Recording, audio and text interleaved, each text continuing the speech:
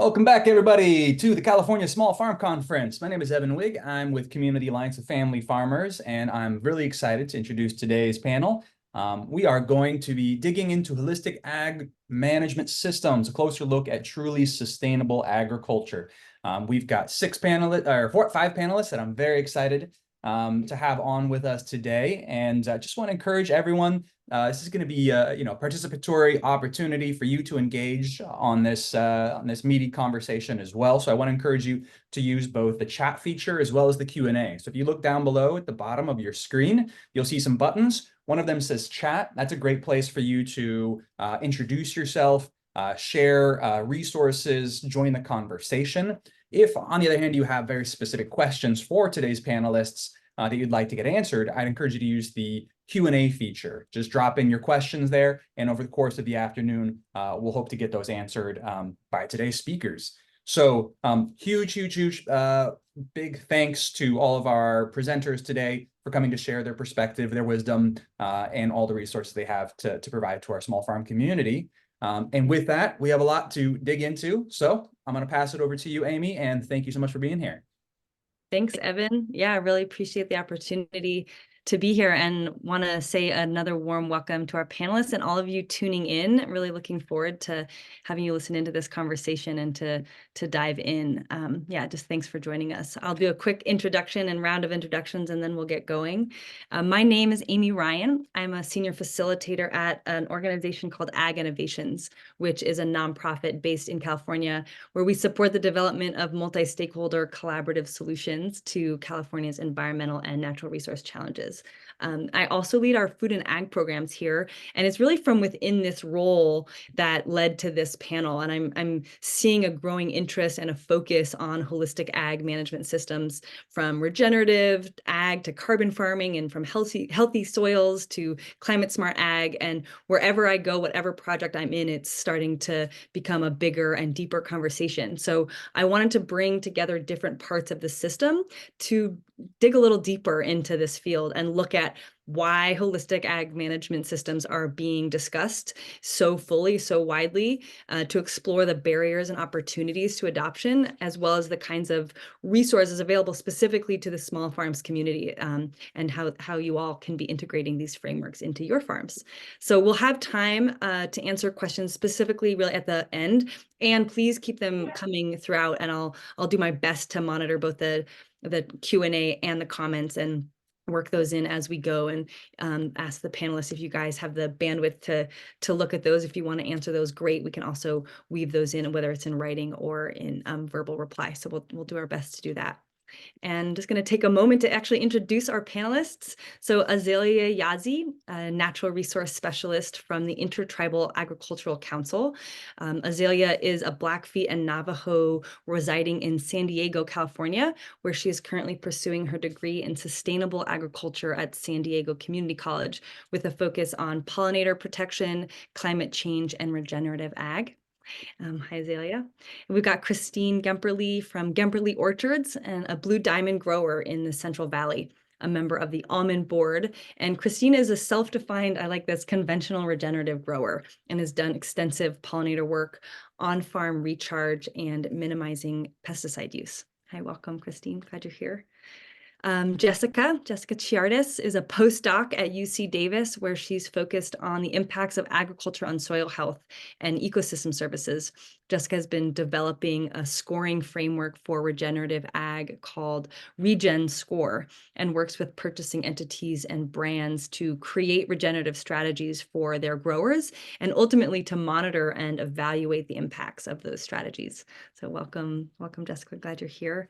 And Tori, last but not least, is the executive director of the Carbon Cycle Institute, where he also directs its policy and climate justice work. Tori has worked to advance solutions to social and environmental justice, climate and environmental issues for over 30 years in a range of different capacities and organizations. And really delighted to have you join, Tori. Thanks for being here. So you can see why I'm excited to to dive into this conversation. There's a really rich array of experiences and perspectives on this call. So looking forward to get going, and want to welcome the participants. For those of you who are able to type something in, if you want to type into the chat, just to make yourselves known. We have a lot of different wisdom and folks holding different parts of the system on the call. So if you want to share your name, your affiliation or your farm. I know there's a lot of land stewards here, and where you're based. And also, so that we can honor the original stewards of the lands that we're all on, I want to invite you to name the tribal nations indigenous to your areas, if you know them. And if not, you can use the resource that I just put into the chat to look those up. And we just had a rich conversation before we started about what is a land acknowledgement, and why is that enough? Or yeah, and how best to bring awareness to the original stewards of these lands, while also not stopping there. Yeah, and really working in action and deeper inclusion of Indigenous communities. So it's an important topic, and actually is really relevant to what we mean by regenerative ag and holistic ag management. So hopefully we can work some of that, that sentiment into this conversation as we go. So our first opening round, I just want to invite to hear from all of you. Maybe we'll start in alphabetical order, the way I introduced you.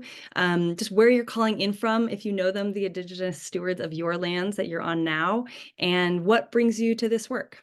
And Azelya, if you're up for starting. Yeah, hello everybody. I am on the Kumeyaay lands, I believe, down in San Diego, California. And what brought me to this work, I really just got into Native youth advocacy. Being a Native youth in agriculture really led me down a unique path towards the Intertribal Agriculture Council, and just really wanting to learn more about my culture while tying it into agriculture.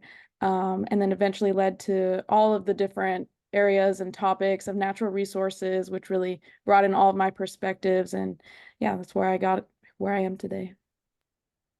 Yeah, great. Thanks, Azelya. Yeah, Christine.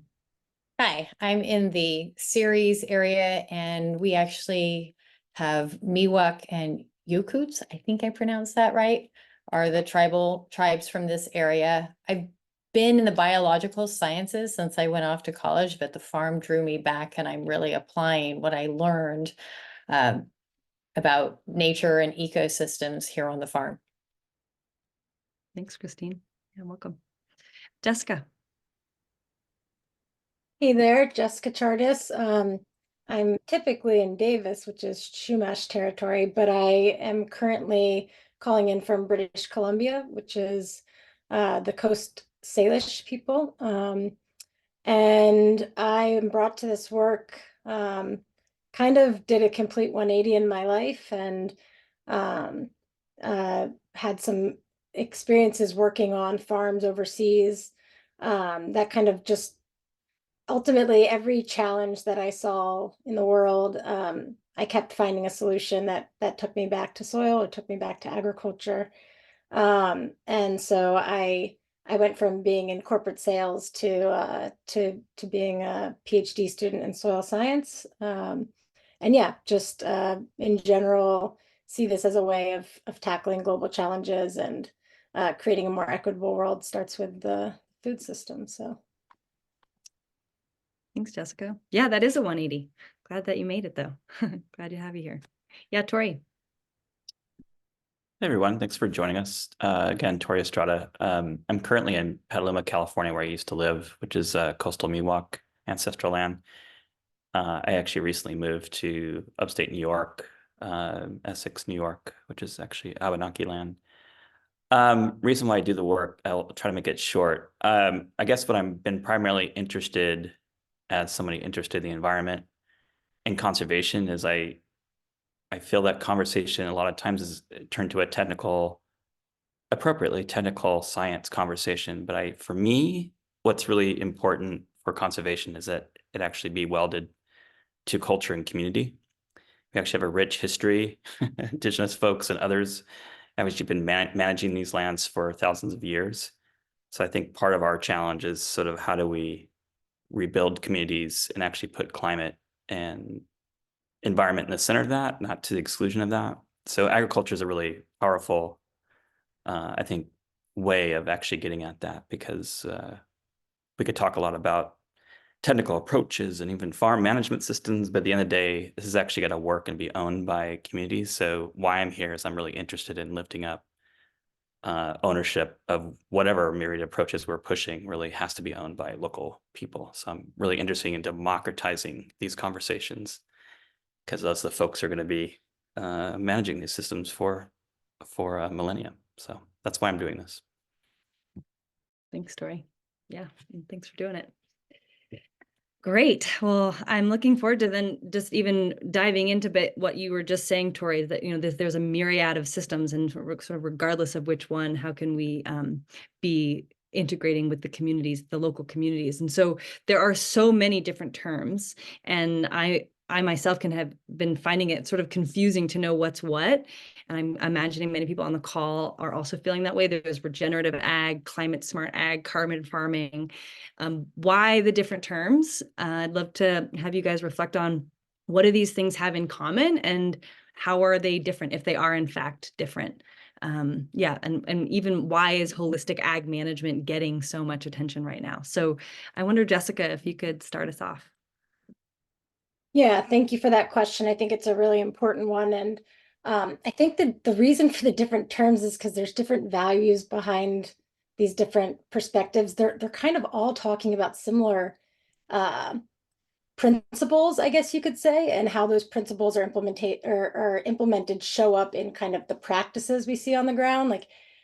But I think ultimately, based on kind of the lens someone's looking at it through, it can take on a different name. You know, there's also conservation ag or soil health management. And so it's really just the lens that we're coming at it through. And I have a bit of a bias, I guess, and I think maybe we're seeing this kind of upwelling now around regenerative. And I think the reason that that's attractive, same reason this framing of holistic ag, I think, is getting so much attention right now, is because it's a systems approach. You know, it's not carbon tunnel vision or anything tunnel vision, because for one, these are what they call them wicked problems, right? So they don't have simple solutions. It's all integrated. Back to what Tori was saying, it's like integrated into our entire society and culture. And so if we don't approach the shift in management from that perspective, you know, I think it limits the potential impact, and it really limits the success of these kinds of transitions, because, you know, in an actual ecological system, which is what agriculture is managing, you know, you do have to manage for all the different interactions and relationships and things that exist on farm, the different environmental conditions that may come. And so, yeah, I think it's getting so much attention right now because we've had the luxury for centuries now of drilling down and really understanding components, like the physical aspect of soil or the chemical aspect or the biological aspect. And now, like, what gets people excited about soil health, as an example, is it's integrating those three things, right? And realizing that this is an ecosystem that organisms live and act in, which creates the sort of chemistry and builds the physical environment, and it's all feedback loops, right? And so I think we now have the capacity and the technical tools. You know, I am always wary of like AI and things, but the reality is that there is the computing power and things like that these days to be able to integrate all of that individual knowledge. And it's kind of ironic because it circles back to a time when we kind of knew these things in different ways. Like Tori talks about the science lens, like we've taken this very scientific lens to understand something that's just bringing us back to the systems thinking that we kind of understood before without having to drill down into each of the little parts. But I think the reality is that the terms do us some good and they do us some harm. They do us good because they allow us to find our people and come together and try to, like, you know, make progress under that banner. They do us some harm in that it keeps the efforts divided. And if we all came together and realized we're asking for the same things, we'd probably get a lot further, a lot faster. So I know that there's limited time, and I could write a whole thesis on, and is what I'm most passionate about. So I'm going to sideline myself for now. pass the mic to someone else, but just some high-level thoughts. Yeah, thanks, Jessica, for getting us going. Yeah, I'd love to hear. I was actually wondering, Christine, just as someone who you consider yourself conventional, regenerative, what draws you to that term as opposed to any of the others, or like what's pulling you in that direction to actually be implementing that in a certain way? Well, over the years, I've just sort of been noticing or learning through, what's happening on our farm. There's just a breakdown actually in the the current farming model, this high input, high output. And now we're sort of in this almost like this vicious cycle, and everything we put on it is like a band-aid with our conventional methods, right? And so we've sort of lost our soil fertility, we're kind of baffled by plant health. We have all these pest problems.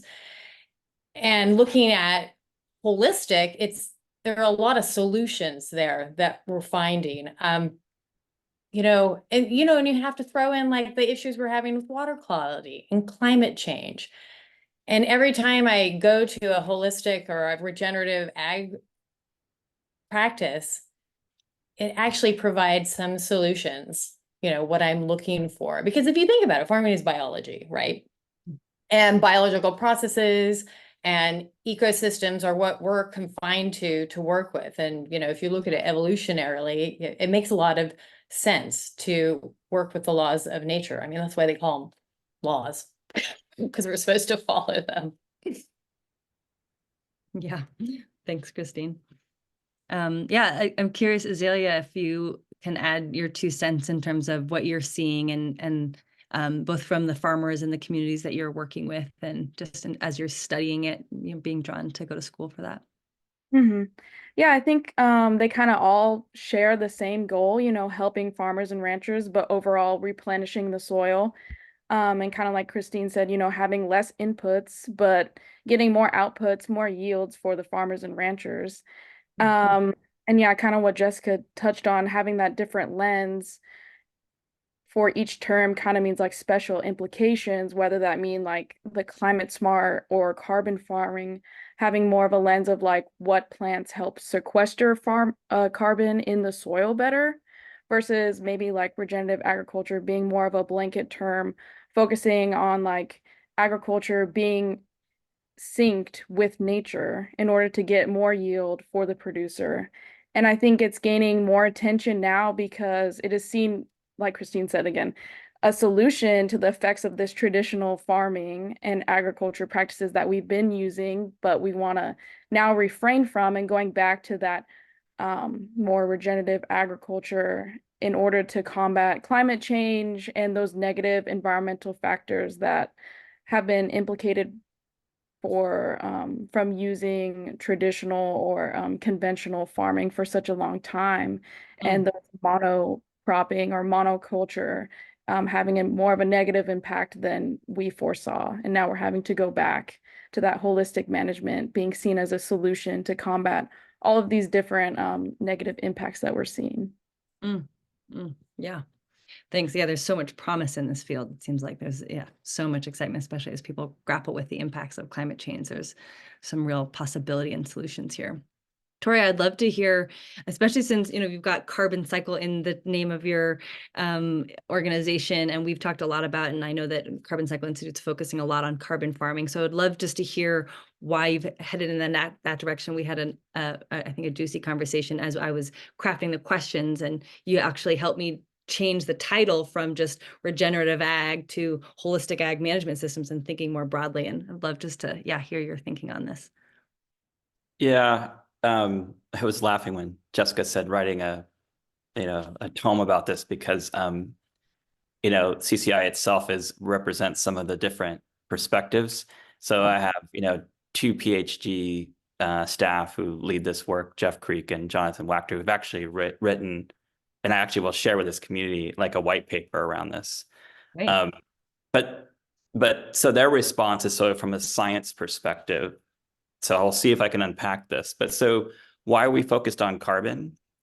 It's not because of carbon markets. It's because we believe carbon as is the currency for like the solar energy that actually drives the ecosystem processes. So it's one way of actually looking at farm systems, but it's acknowledging like that we're trying to tap into a set of underlying agroecological systems that are driving farm productivity or farm resilience.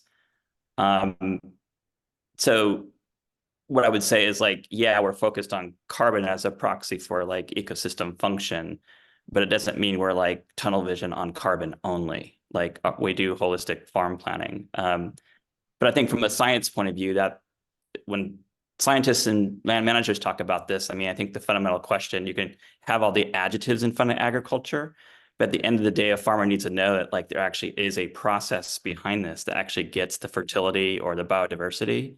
And I think, you know, from a geeky point of view, it's like we need to have like a real theory behind like why we think any of these approaches actually work. And from our point of view, it's actually a farming that taps into the underlying ecosystem processes, whether that be soil, biodiversity. And I think why we have all these is because I think we're at a time, it's not unique. I think we've had this throughout our history, but I think now it's interesting. We have, you know, interest in climate mitigation, justice and equity, animal welfare. So now we're actually trying to, on top of these challenge systems, trying to figure out how we can maintain all these. And I think there's like a rich, I think I see upside. There's a rich debate about how to do that. I do agree that we could be more aligned, and maybe at some point these things will start to converge as we really learn about it. But I think one of the biggest drivers in how the terminology kind of gets misrepresented is it all has to be articulated through an economic system, right? So like carbon farming then gets synonymous with carbon markets, even though that's not where it started, or regen ag gets sideways because it has to fit into, you know, a very ROI. So I just think it gets complicated as folks try to fit their management system into a system that we're still trying to change around, particularly around the economy, like which essentially does not value labor or ecosystem functions at its core. So these management systems are trying to figure out how to play within, you know, a very constrained economic system, at least in the US context, I would say. So, yeah. Yeah. That's actually a perfect segue, and you're up next, Tori. It was just to speak to some of the challenges and barriers we're seeing to more widespread adoption of these holistic ag management systems, regardless of what we call them. You know, we're hearing, I think you said, Jessica, that like they all share the common values, at least, and a lot of principles and practices at play. And yet we're seeing challenges, whether it's the economic piece or others, and would love to hear all of your thoughts, but maybe start with you, Tori, and like what's getting in the way, either on farm or in communities or policy. What's the obstacles here? Yeah, another big question. So I'll at least start it off. I mean, this is so basic, but I think it sometimes you have to say the basic to be really clear. But like for many of these approaches, you know, conservation practices at scale or management systems, I mean, especially as you add on the number of like things you want to generate from these systems, I mean, for us, it's really this, and I don't think this is unique to agriculture, but the upfront cost of not just the practice itself and maintaining it, but like the planning and permitting and all that it exceeds, it's too high. I mean, it basically, especially for small and in our experience, medium-sized producers, like that cost is incredibly high.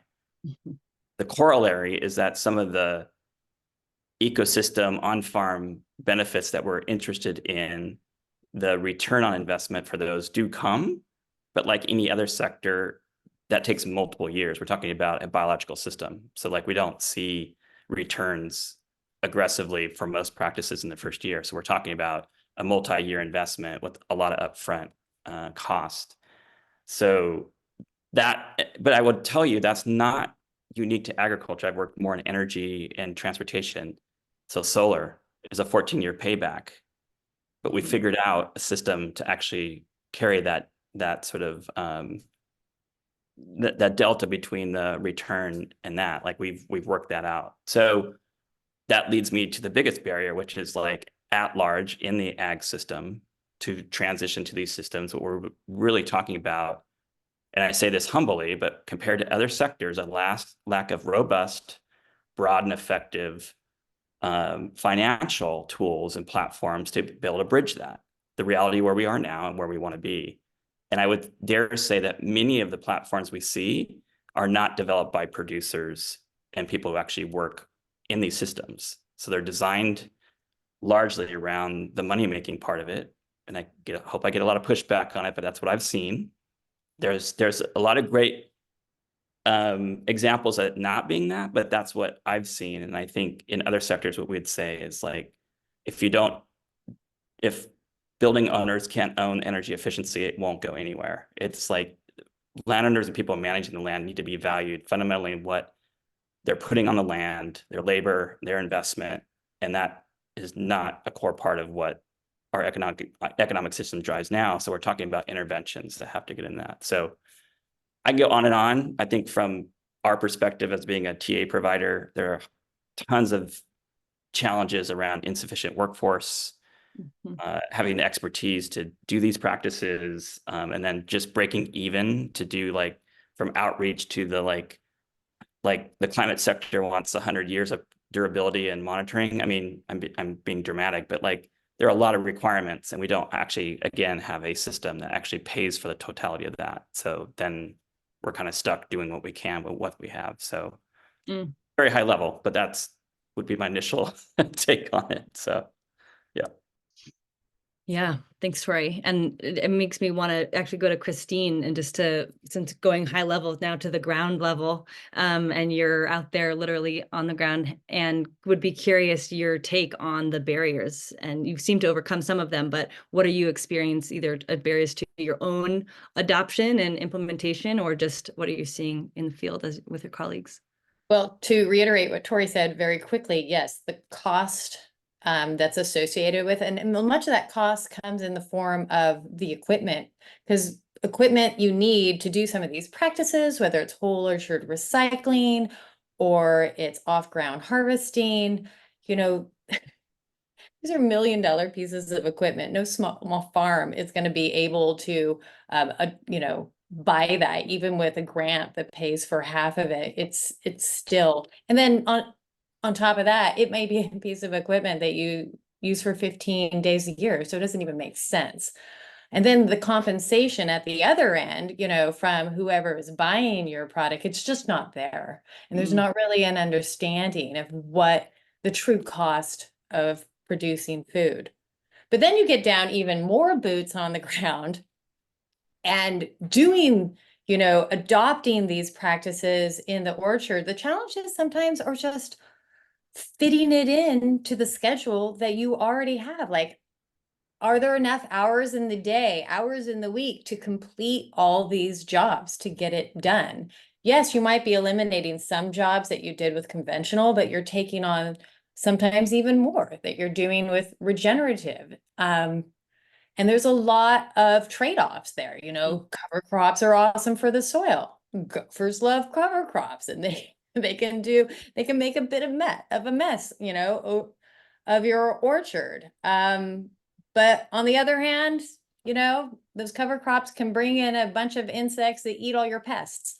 So maybe that's, you know, the other side of that.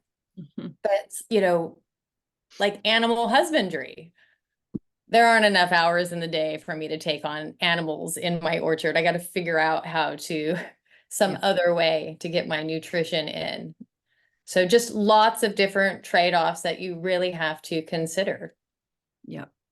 Yeah, hearing that, and just I've in speaking with other growers and in other spaces, just like a real desire to have support and understanding how best to weigh some of those trade-offs and not have to figure it out alone. And just, yeah, hear the enormity, especially in the midst of actually trying to grow the food, and imagine trying to raise the funds and comply with regulations. So there's a lot of barriers there. Yeah, I'd love to hear regulation's a big one.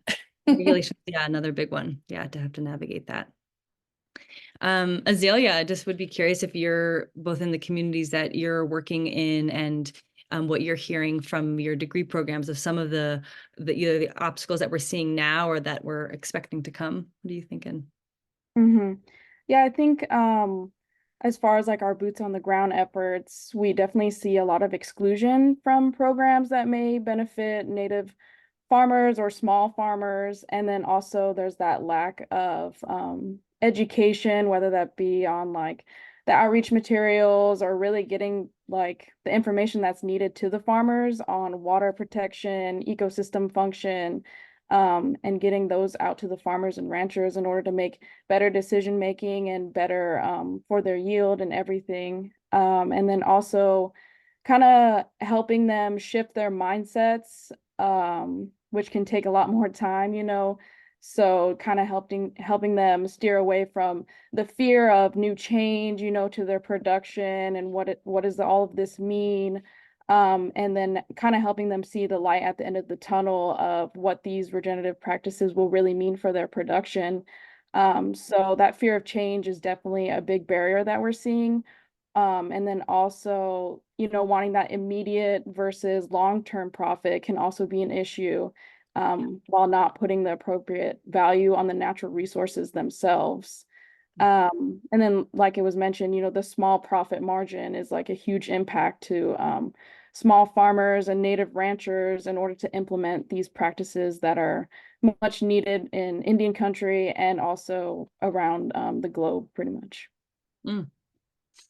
Yeah, thanks for speaking to that. Also, just hearing the risk, the burden of risk that continues to fall on the grower of different communities, and even more so on those that are excluded from grant programs and others. But just that risk, and how do we, remove the burden both of trying new things and integrating, and the loss of crops as folks transition. And yeah, there's a big risk burden that falls on the growers. Yeah, thanks for speaking to that, Azelya. Jessica, anything you'd add at this point, particularly? I know you've worked with a ton of growers and also the supply chain side, so I'd be curious, your perspective. Yeah, I mean, obviously, I think we could go on all, and that's why I was glad you went to Christine next, because I think there's lots of technical challenges, right? Of just like how to implement in a given context, a specific region, production system, soil type. You know, the practice implementation is going to look different everywhere. The outcomes are going to be different in each of these contexts. And so, you know, that's a big area, I think, connected to that. And I'll kind of try to from here talk a little bit more at a systems level. Connected to that is like, we don't have that network of people on the ground anymore. You know, like there used to be more communities of practice essentially on the ground where people could share with each other what was working and what wasn't working. There was more respect for different forms of knowledge. So you integrated a lot of different ways of thinking. And I feel like at this point, we've created a system where it's like, yeah, I mean, I'm still at UC Davis and have been there for almost a decade now. But there's this idea that is knowledge, that there's science, and then it comes down through these extension people to the growers, and that's what's implemented. And not only has that been like highly underfunded in recent years, so there's less of those extensionists actually on the ground to share that knowledge, but it's kind of constrained our thinking of it's limited our lens of what knowledge is. And I think it connects back to this contextual specificity, because then information has to be kind of scalable. And so it's not being tailored to the specific needs of a specific farm. And I think that kind of ties into this broader issue of like, there's a reason that we manage the way we do right now.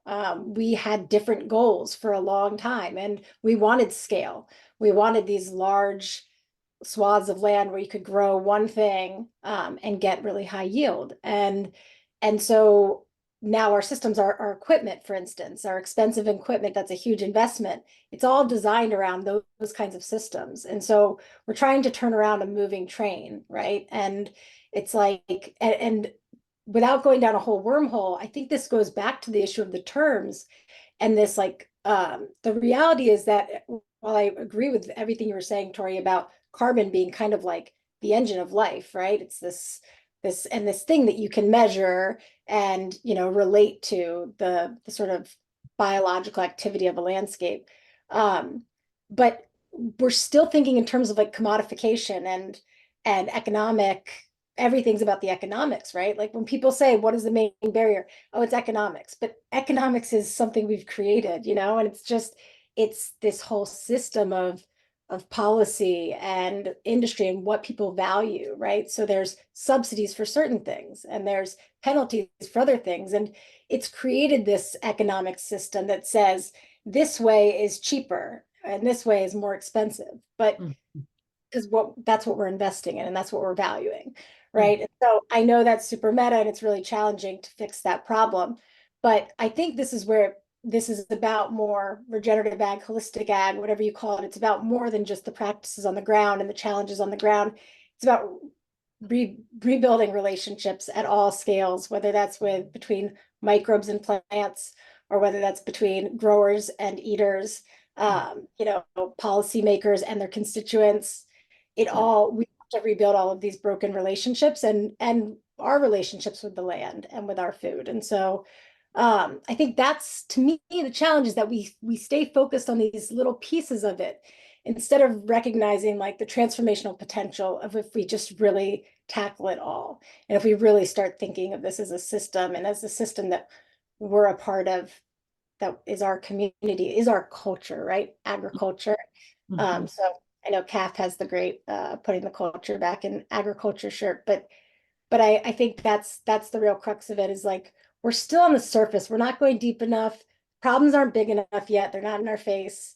And we're just kind of on the safe space. But yeah, all that said, it's very challenging to actually implement, and growers just need more support, and from everywhere, from policy, from industry, from people in their community.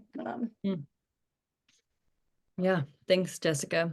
I really appreciate also the highlight on relationships and thinking about systems change, any systems change, really focusing on relationships as being one of those places, those intervention points that if you can get there, you can see big ripples, and shifting the mental models and our mindsets often comes from relationships. So yeah, just appreciate you speaking to that.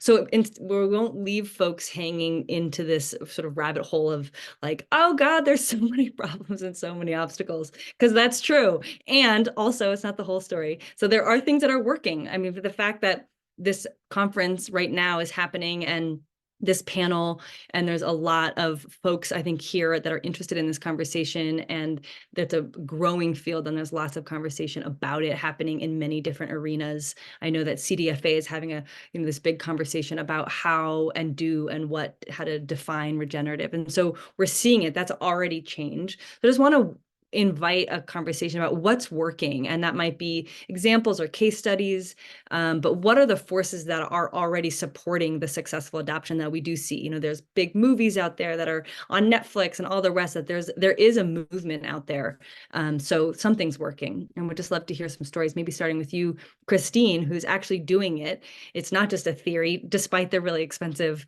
equipment and all the rest, like you're doing it. So we'd love to hear what's working and how is that working? Well, first and foremost, the practices are working. I can tell you that.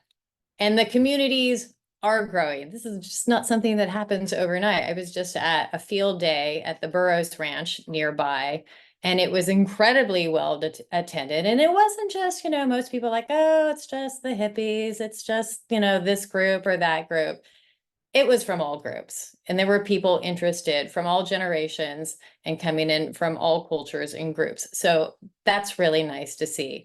And the overarching message there was, it is about community. At some point, we've got to learn from each other, and we've got to stick together to help us, go forward and tackle these big problems. But, we've had a lot of help at the government level. I mean, the NRCS has programs that help us implement some of these practices.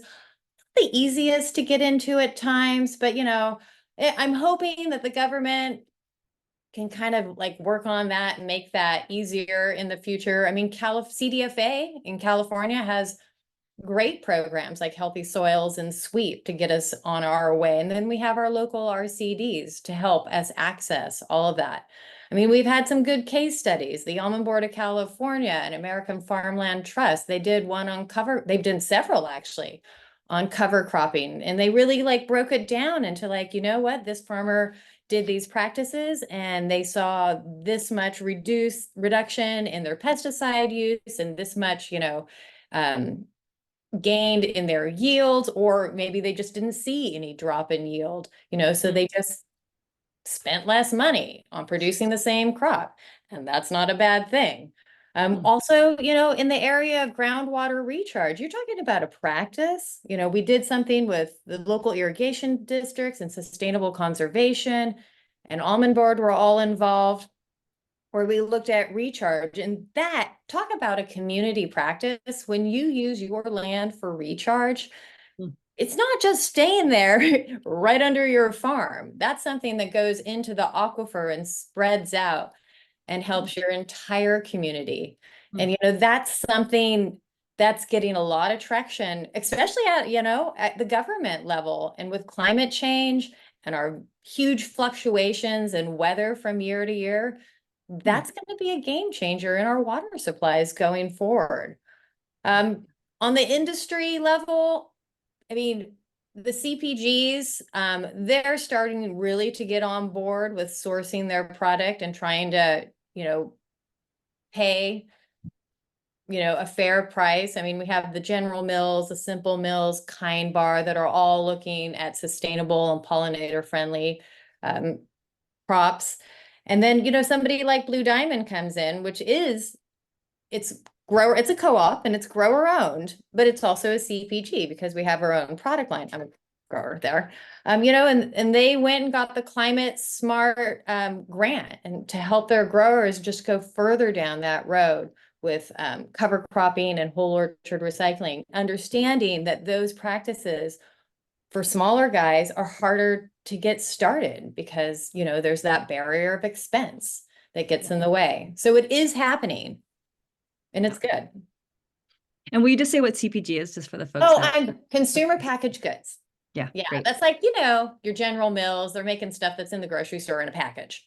Yeah. Yeah. Yeah. Thanks, Christine. It's great to hear about some of those and just seeing all the diversity of folks coming to these meetings and showing up. That it's not just a fringe thing. It's really everybody these days. Jessica, I'd love to also hear from you. I know you work again with different folks on the supply chain and growers, and you're developing this Regen Score framework. Tell us about what's working. How are we seeing movement?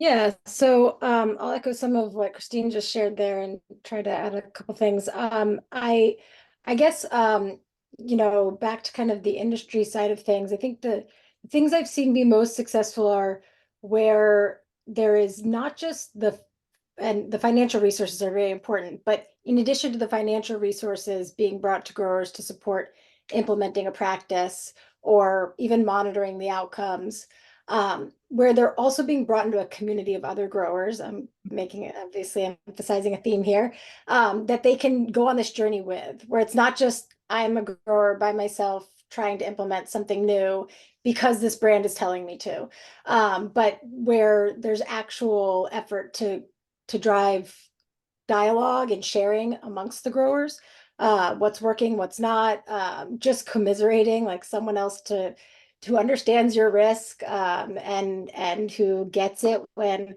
for instance, you try to practice animal husbandry and they get out and it's stressful.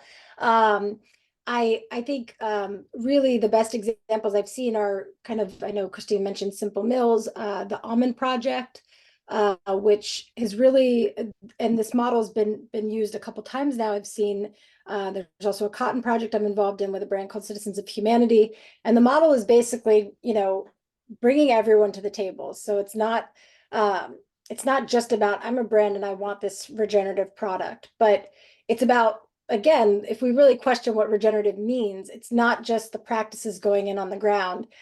It's a whole systems approach to the farming, but it's also shifting the dynamics between the purchaser and the grower, right? It's creating a more regenerative relationship in the supply chain. And so where they've brought everyone to the table at the start, so that means the growers, if it's, for instance, with almonds, the packer processor, the brand, the technical assistance providers, the academics who are going to do the monitoring and the research, the communications people who are going to tell the story, and the nonprofits that are helping, bring together the work. And we sit there and have like a conversation about why we're all there, and go through an exercise of like goal alignment and values alignment. And then from the goals that we've established, we can work backwards from there to say, like, well, what are the practices we need to try or implement to be able to achieve that goal? And what are the metrics we need to monitor in what's the kind of design that we need to be able to track those outcomes and to be able to have the level of certainty we want, or whatever it might be. And then we kind of co-create the program together. And then as the growers implementing, again, where they've had a network of other growers that they can connect with, I see more longevity of implementation, more rebound and overcoming challenges. And really the growers start to feel like they're doing more than just changing how they're managing, but they're changing, they're making change in the world or in their community. I think that similarly to that effect, from like a technical assistance perspective, I've seen a lot of success where we bring together people from, again, a diversity of different backgrounds or perspectives, where there's RCDs and NRCS and cooperative extension and CCAs, certified crop advisors, all working together to kind of explore how to implement in a given context.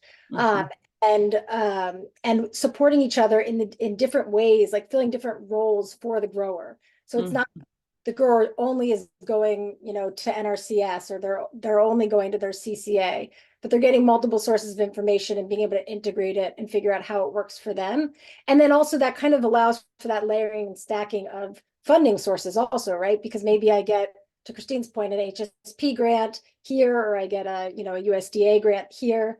And I think there's also something to this around, even with the brands now getting involved with some of these grant funding opportunities, there's something to this idea of pooling resources for smaller farms to be able to go after that grant funding, because it's a lot of work, first off, to put together an application, and there's high risk because they're often quite competitive.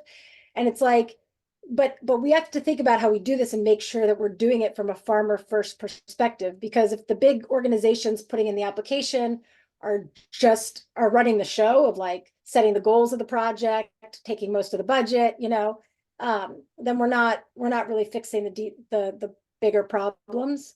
And then the last thing I guess I'll say of where I see things working is from the perspective of like more community inspired research. And so there are still knowledge gaps, but if we just take the perspective of this is interesting from an academic perspective, or it's going to get global results in publication, we're not asking the right questions and answering the issues that growers in our actual region have on the ground. So from like a scientific perspective, also thinking about more participatory research, having a two-way exchange of information so that growers are driving research sort of perspectives. I think that really covers most of it. But yeah. Thanks, Jessica. Yeah, it's great to continue to hear just wanting to weave together all the ways that the system is trying to respond to this move in this direction. Yeah, Azelya, I'd love to hear what you're seeing in the communities, and if you're seeing the same kind of wave and interest and the success stories. Yeah. Yeah, I think IAC is a great example of what's working, but of course there's hundreds of movements of Indigenous and regenerative minded people and communities that are reclaiming and educating the public and food systems at a large basis. We're tending to see that Native farmers and ranchers respond well to TEK, or traditional ecological knowledge, and that's more of a relatable lens that better serves Native populations, and giving more specific place-based knowledge on soil, water, habitat, indicators, ecosystems, different climates, and all of these aspects of traditional practices can be used for effective regenerative regeneration on other crops. There is a lot that can be learned about specifics of each area and how best they work with your environment and traditional practices and knowledge. There is a lot of information that we try to give out within our presentations and our outreach events and our different outreach materials, trying to encapsulate everything about TEK. And then the essentials of regenerative agriculture really ties hand in hand with TEK of encapsulating the practice of working with nature and being a land steward for it to produce all that you need for the typical farmer, producer, rancher. Yeah. Yeah, TEK as like the OG, the original regenerative, bringing it back to its roots. And yeah, hearing that, even actually using the language that resonates with the tribal communities, what a difference that makes. And they can really connect to that in a way that bringing that culture back in their agriculture. Yeah. Jessica, did you want to add something? And then we'll come back to you, Tori. I can just say one more thing on the industry side, that I, really, like, at the end of the day, when the industry values it, I feel like there's an important one that I left out. When the industry values it enough to actually pay a premium, or a forward contract, that's very compelling to growers. I think, we have to understand that as much as I said about the economic component, that is the economic reality farmers are farming in today. And Yeah. so, if industry wants this, I really do think they have to put their money where their mouth is and share some of the risk that the growers are shouldering themselves for the most part. Like the public support is great and it can be a great catalyst, but we need that industry support to have the longevity for transition. And so, yeah, I just want to highlight that. Yeah, thanks. I think that's a good segue over to you, Tori. Just with the intersection that CCI, Carbon Cycle Institute, is at, looking at policy, working with different stakeholders there, but also, as a technical assistance organization and really supporting a lot on the ground. I'd be curious what you're seeing as some of those success stories or what's working. Well, I'll keep my answer short because I'm really interested in the next question. But here's what I say. I think like the core model of like these different approaches works. Like we have a myriad of like really great projects, producers, and models. I think what we're struggling with, and maybe we need to be more patient or realistic about, is scale, especially in a state like California with the diversity it has. I feel like there's a lot of push to like get it right like tomorrow. I just don't think that's really realistic. I think what we need is sort of like, I think Jessica was hinting at, is sort of like the capacity for us to move forward, try things out, and de-risk the downside. I don't see how else we'll scale, because there's too many issues around scale right now on so many levels. So, but what I typically in meetings where I'm missing like how to get to a 2045 climate target, I'm like, well, we can think about that, but like we have thousands of farmers who are ready to go now at scale. That's what I see, is like there are actually a lot of farmers who would be willing to do this within a certain economic and support context. It's like, why don't we just start there?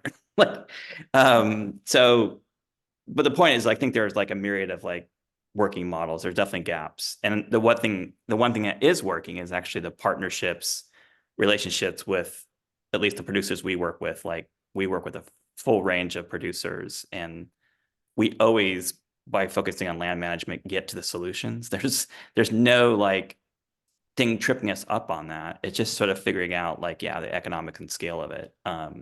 So I feel like essentially it's working. It's like, what's the scale and where do we do that? Like in geography, types of systems like that we're trying to still figure out in some of those. So I feel optimistic about that. So yeah. Yeah, thank you. It's exciting to hear the optimism in a time where that's not always the case. Well, I wouldn't be doing it if there wasn't optimism. I mean, Yeah. it's like Yeah, there's not wasting your time. I'm guessing that's true for all of you. Yeah, and I want to bring that, you were saying, Tori, that there's thousands of growers that are ready to go. And I see even on the comments and the questions here, like folks interested in getting into regenerative ag, and like, how do we start and how do we get into it? And so would love to hear from you, maybe starting with you, Azelya. What are the resources out there to support small and indigenous farmers to implement these principles, and how do folks connect with those opportunities? If they want to dig in, where do they go?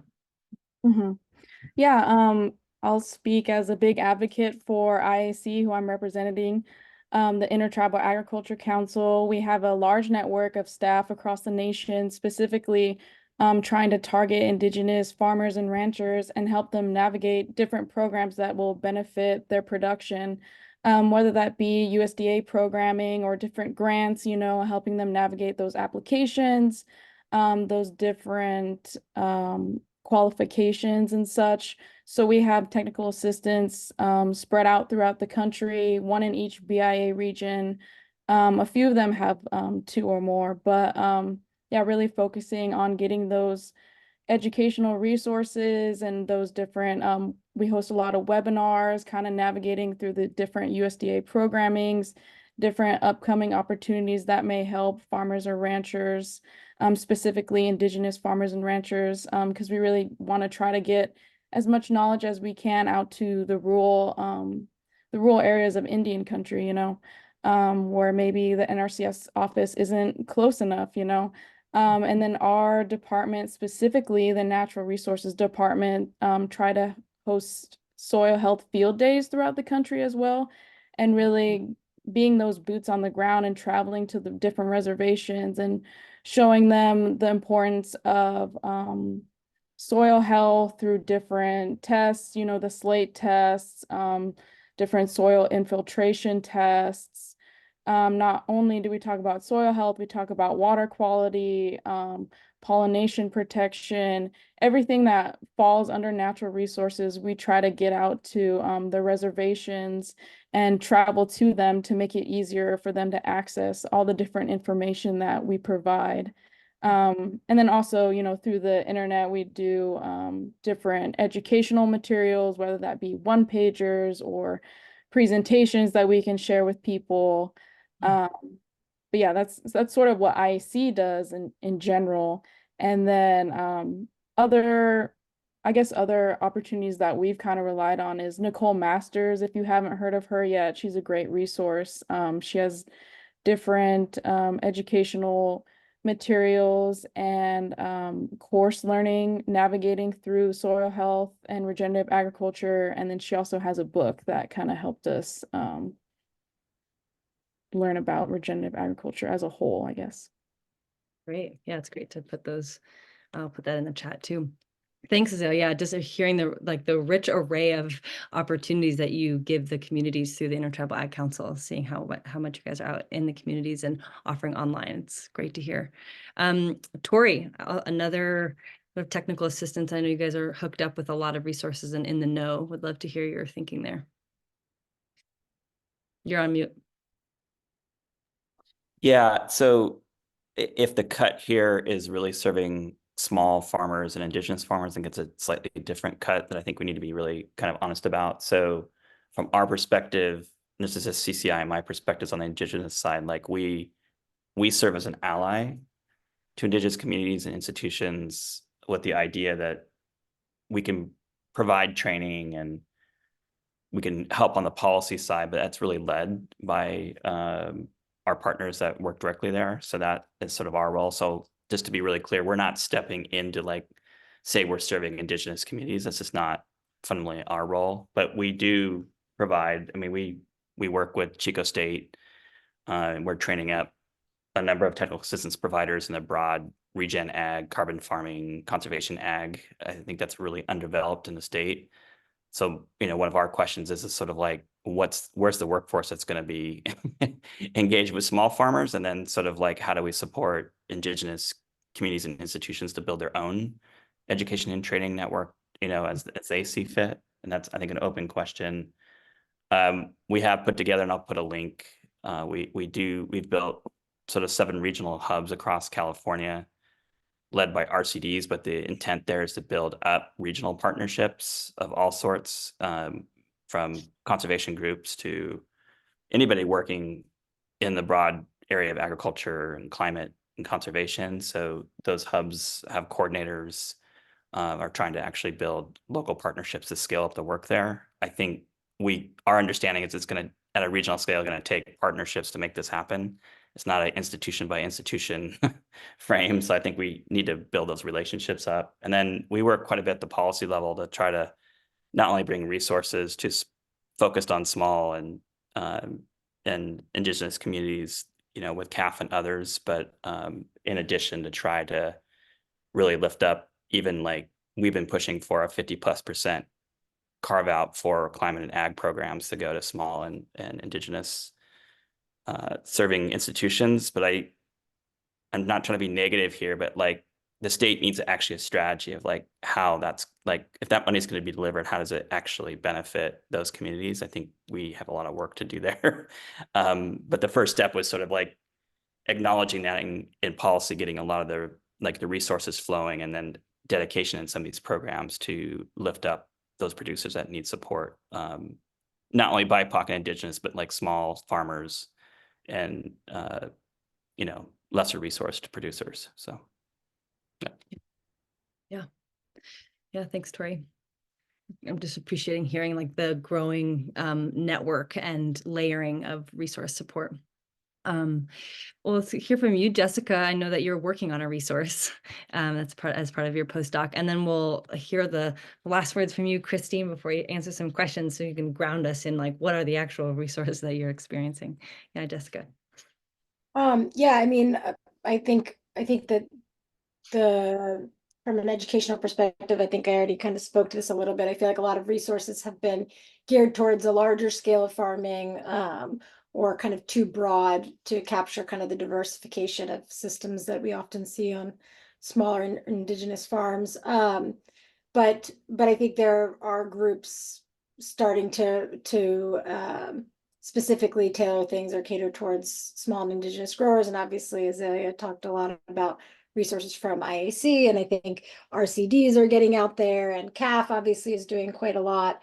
CAFA, the Community Alliance for Agroecology, there's starting to be more organizations out there that are kind of specifically trying to focus on technical assistance and resources for those growers. I think also, as Tori mentioned, kind of state programs are recognizing there's more of a need, but there's also a need not just on the funding side for like HSB program, but to have the actual boots on the ground.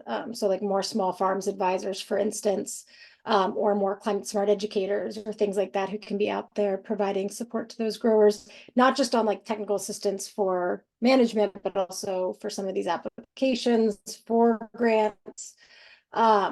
I think, my sort of bias, or maybe what you referenced of the resource that I'm working on is, again, I recognize the importance of state investment, and a lot of money goes, whether it's specifically on grants or whether it's through these boots on the ground that I mentioned, a lot of resources come through state and federal funding. But I think for the more long-term support of implementing these practices, I really think it's important that we activate industry as well. And again, I think, we have the tools and technology now to be able to,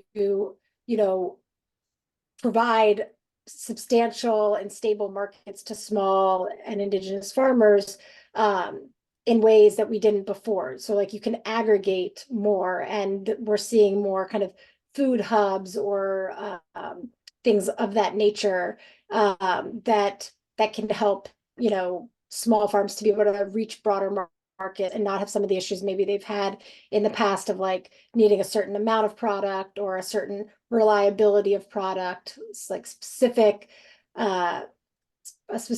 crops at specific times. And so yeah, I think having resources, like there's a market-based platform out there right now called permanent.ag that helps small scale farmers reach these larger purchasers. There's work happening, this is probably a little too soon to say, but there's work happening from the Office of Cat Taylor. They worked on growing the table, for instance, was kind of the focus of their project during COVID, and trying to help aggregate, food waste from small farms. But I think there's other incarnations of that sort of logistical technology that was able to do that level of aggregation that can now support farmers to be able to access markets better, and not just like from the logistical aggregation perspective, but thinking about compliance and data entry and all these things, and how do you kind of bundle it more so it's less of a burden for growers. And so I think, staying tuned for some of what's going to come out of that project, Growing the Table, I think will provide a lot of resources specifically for small indigenous farms. And then what I've been working on, Regen Score, is kind of this way of from, I guess, from my perspective, which is biased, trying to find the balance between, you know, the context specificity of regenerative agriculture and the tendency towards greenwashing. And so we've tried to create something that's very holistic in perspective that takes into account, you know, a variety of different outcome areas, so soil health, air quality, water, biodiversity, but also integrates equity and worker welfare and kind of broader social impacts. The idea is that, you know, there's a lot of standards and certifications out there that are often cost prohibitive to growers, that are maybe even just compliance prohibitive to a grower, or are so prescriptive that a grower can't really fit into it perfectly. So what we've tried to create with Regen Score is something that doesn't prescribe any specific practice or outcome or even verification approach, but rather asks growers, what practices are you implementing? What outcomes are you monitoring? How can you verify this? And then giving them credit for those things. And so we've tried to really create something that's very accessible to all growers, really, that creates a pipeline for conventional farmers, to Christine's point, to become conventional regenerative, right? That it's not only if you're going to be organic that you can be a part of this. But then also recognizes that, there are unique values that come from small scale farms and farms that provide food into their community that they also deserve credit for. It's not just about the environmental outcomes, so to speak. And so, yeah, we've tried to create something, again, that's like not prescriptive, that meets growers where they're at, that takes them on a journey of continual improvement, that gives them constant credit for improving over time. If you're already like, you've been doing this for 30 years and you're knocking it out of the park, you're still going to get awesome credit. You know, we don't ding you because you've been doing this for 30 years, just because, you know, you felt it in your bones that it was good to do. But we also constantly reward progress and are really trying to align the markets on that, so that it's like a push-pull, so that growers are being supported as they transition. And yeah, and again, really trying to make it accessible to growers. So we have a commitment that growers should never pay to have to be on our platform. We think the purchasers can pay to access our database and to be able to get the reporting and verification that they need for their environmental, social, governance sort of compliance, or whatever their sort of brand goals may be around storytelling and trying to, you know, communicate their impacts. And that way, you know, and then in addition to that, this is definitely more down the road, but the broader goal of the platform is to be able to make recommendations to growers to how they can improve their management and thus improve their score, and then connect them to other resources like technical assistance or grants or financial opportunities, so that, you know, they have more of a kind of one-stop shop that they can access a lot of different resources with a minimal burden of data entry. Yeah. Deeply thought out. I look forward to seeing how that evolves as more and more growers get involved and buyers. Christine, please.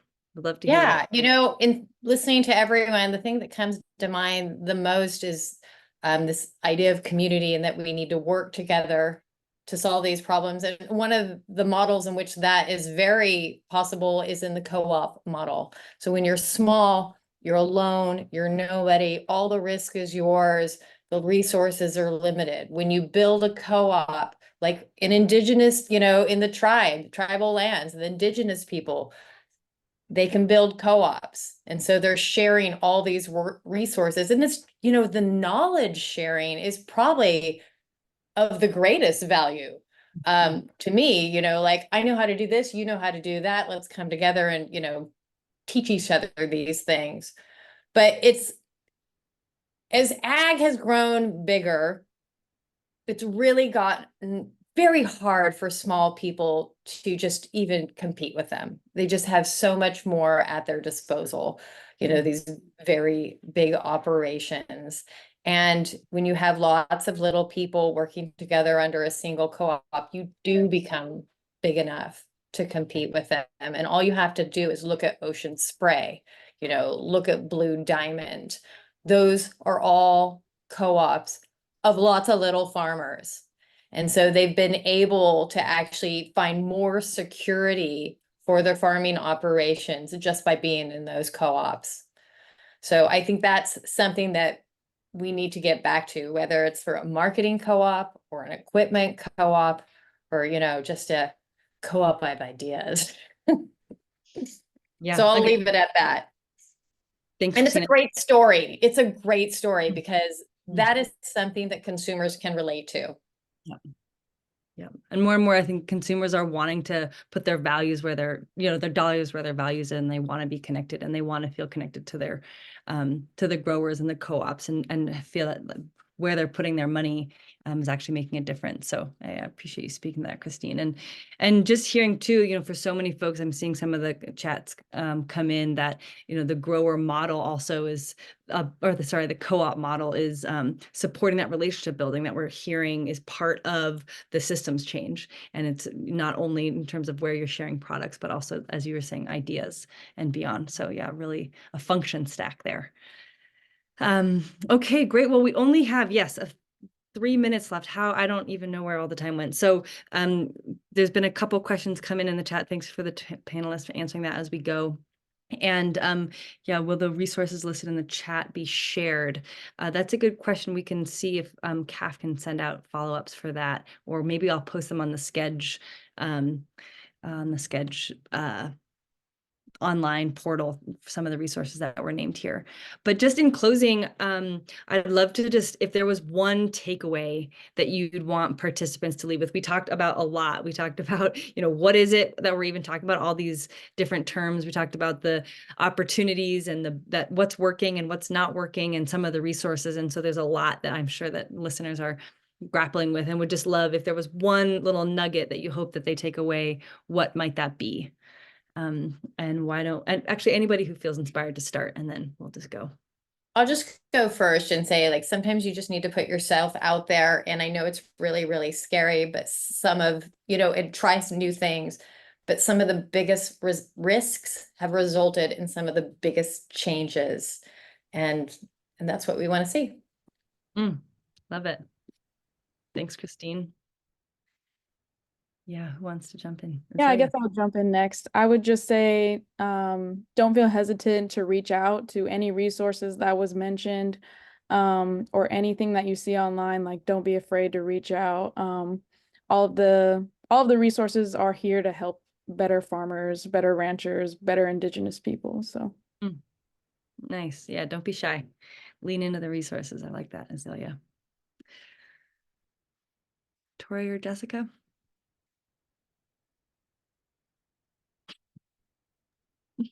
Now we're in a, I'm trying to be polite and to you, Tori, and you're probably doing the same. I can go ahead. I guess I would say, you know, it's not a farm is not like a movie set, I've heard said, as there's more of these documentaries, and it's not growers' responsibilities to educate us or to be, you know, little eco celebrities or what have you.